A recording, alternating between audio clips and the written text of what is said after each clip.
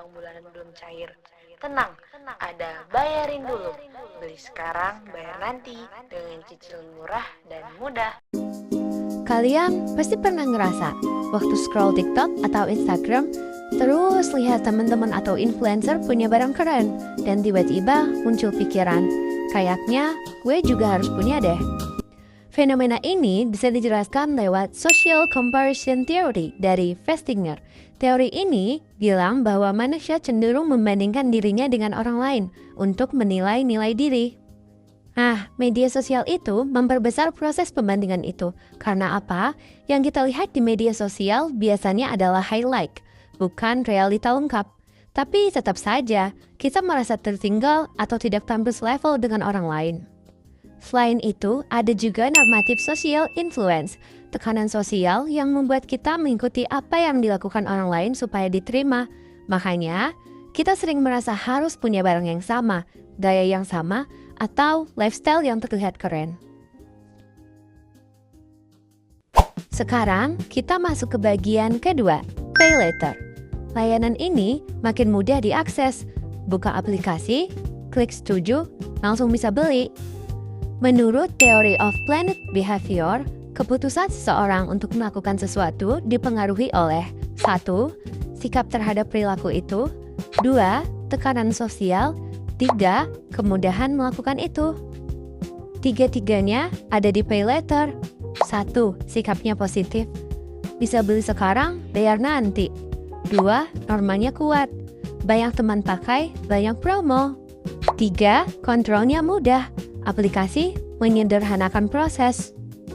Masalahnya muncul ketika literasi keuangan rendah, sehingga orang hanya fokus pada cicilan kecilnya, bukan total utang, bunga, atau resiko keterlambatan.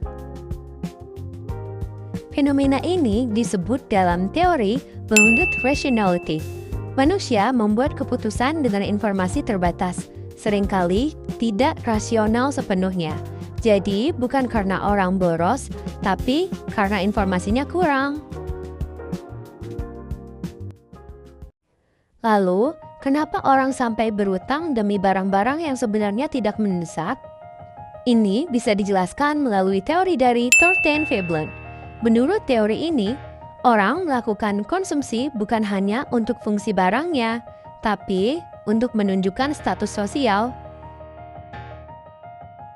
Media sosial memperkuat hal ini, karena dengan satu postingan, seseorang bisa menciptakan citra diri yang lebih tinggi daripada kondisi sebenarnya.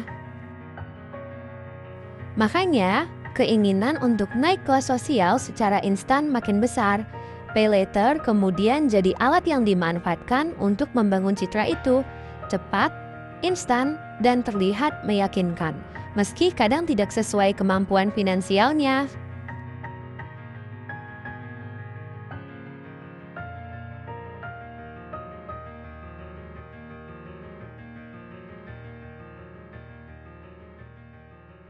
Pada tahap akhir, perlu ditegaskan bahwa penggunaan pay later tanpa perhitungan yang matang sangat berpotensi menimbulkan konsekuensi negatif. Penyesalan umumnya muncul ketika cicilan mulai menumpuk, arus kas pribadi terganggu, dan barang yang diperoleh ternyata tidak memberikan manfaat yang sebanding dengan beban finansial yang ditanggung. Banyak pengguna pada akhirnya menyadari bahwa keputusan yang mereka ambil bukanlah keputusan yang rasional, melainkan dipengaruhi oleh tekanan sosial, exposure media sosial, serta dorongan untuk meningkatkan status sosial secara instan. Dorongan-dorongan tersebut tidak mencerminkan kebutuhan yang sebenarnya, melainkan hanya respons terhadap tuntutan eksternal yang bersifat sementara.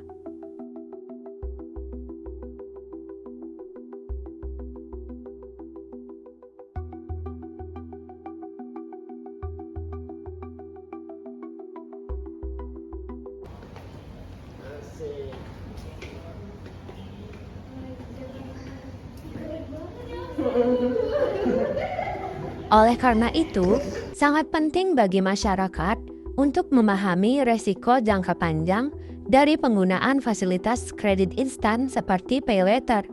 Literasi keuangan yang memadai, kemampuan mengendalikan diri terhadap tekanan sosial, serta Kebiasaan melakukan evaluasi kebutuhan sebelum melakukan pembelian merupakan langkah fundamental untuk mencegah timbulnya penyesalan dan kerugian finansial di masa mendatang.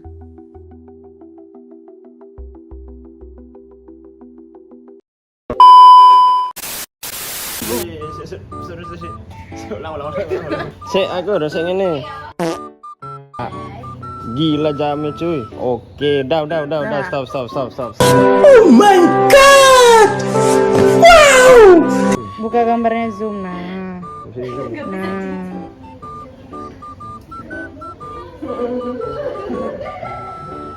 Acak-acak kepala.